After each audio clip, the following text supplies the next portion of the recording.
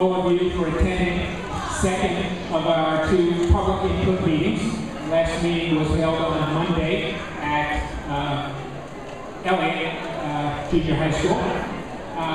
This is a difficult and important process that we're going through. We appreciate your presence and your input. I'd like to thank Sarah Rochenko, the principal of Wilson, for her hospitality. I'd like to recognize Thank you, Wilson. I'd like to recognize one of our school board members, Elizabeth Pomeroy, who's with us tonight. She and another school member were with us Monday night at the hearing. I'd like to recognize members of the School Consolidation Committee. Would you all stand? There are too many to call out by name. Thanks for joining us. 15 of our members were at our meeting Monday night, and we've got about a little over a dozen members here this evening. All of our members are listed on the website. And incidentally, this is the website for the School Consolidation Committee. It has all the documents that we've been considering. It has the minutes of our meetings. It has all the presentations that we've received. So it'll be an excellent source for additional information for anyone who wants more information about the process. As you know, the charge of our committee by the superintendent is to bring forth a recommendation by October 27th to him, identifying at least 3 facilities to be consolidated with recommendations about how to redraw attendance boundaries, where to move the students of those facilities that are being consolidated, what to do with other district facilities like the Ed Center and Rose City High School, and to recommend mitigating measures to soften the impact of what we all recognize will be a disruptive process for your children. We are committed to trying to minimize the impact of this process on your children. But we also recognize that it's something we have to go through. And it's due both to budgetary implications. The district has lost over $25 million in budget allocations from the state. And this year we'll probably lose another $6 million, give or take. But in addition to the budget, there are also demographic trends. If we can have the second slide, you can see the red line across the top represents the capacity of our elementary schools. It's approximately 12,700 students we can hold. And that's an estimate. It doesn't take into account things like special ed classrooms can accommodate a smaller number of students, and some classrooms at each school we want to reserve as parent rooms and resource rooms and computer labs. But it's also based on an estimate of 25 students per classroom, which is a little lower than we often have in our classrooms. And you can see over the years, the blue bars are the elementary school attendance. This year, we're down to 1,837 general education students, approximately another 200 special ed class students, for about a total of 9,000 students, and we have 12,700 classroom spaces available. We have almost 3,700 extra spaces. So even if there were no budget pressures, the simple demographic trend suggests we ought to be consolidating 3 elementary schools. The superintendent has put together this committee to provide him with a recommendation. And he did that by identifying approximately 21 different constituency groups in the district and asking each group to select their own member to this organization. So, for example, the PTA Council was asked to select a member. The Teachers Union was asked to select a member. Each of the classified employee unions were asked to select a representative. The Citizens Oversight Committee, monitoring the Measure TT bond money, was asked to select a representative, and I represent that body. The Pasadena City Council, the Altadena Town Council, which Tim represents, and the Sierra Madre City Council, each selected a representative. So we have been selected not by the school administration or the board, but by the groups we represent to bring information from our groups to the committee and and to bring back to our groups information from the committee.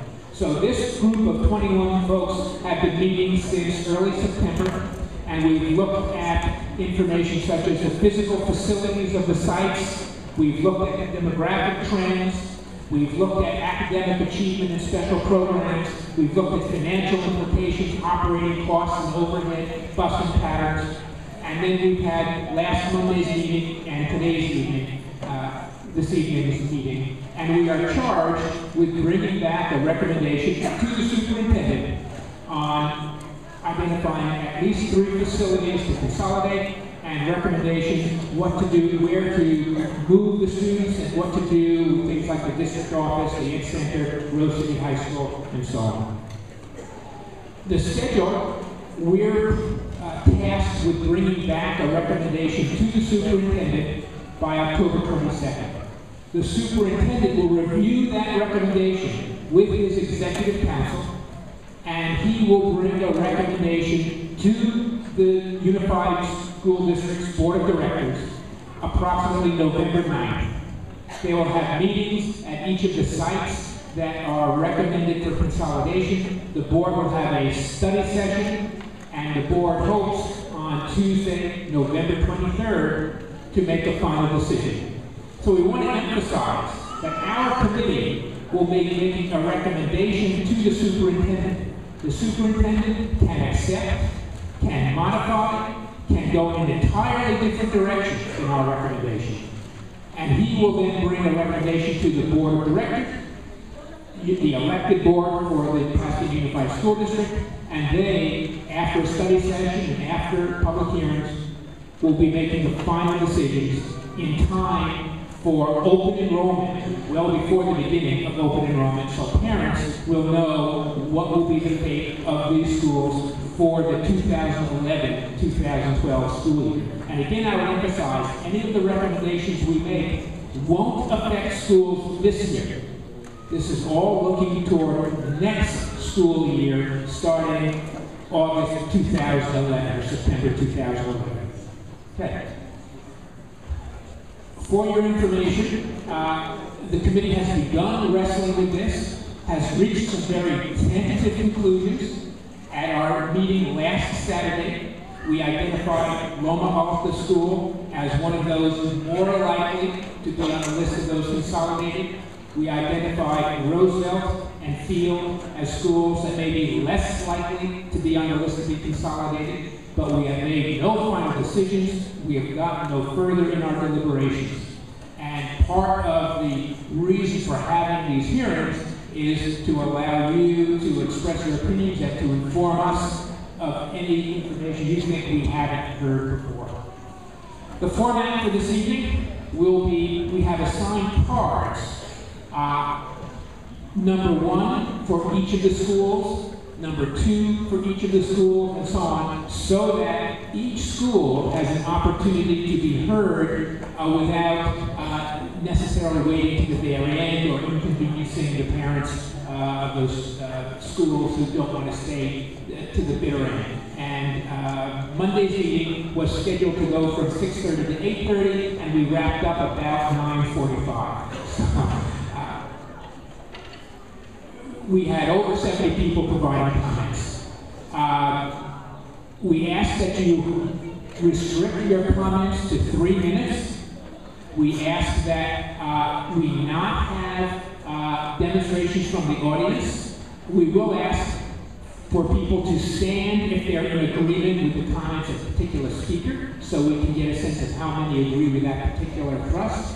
If other speakers have already covered your comments, we'd appreciate it if you keep your comments as short as possible. We ask that you be sure to speak loudly and clearly into the mic so that our Spanish language translator can hear clearly and provide adequate translation. And we remind folks that we have child care services available in room 103 in the main building. Ken Roberts, Vice Chair of our committee, will be collecting the speaker cards. We ask that you use the podium and the mics over here. The second mic is for the Spanish language translation when necessary. Okay.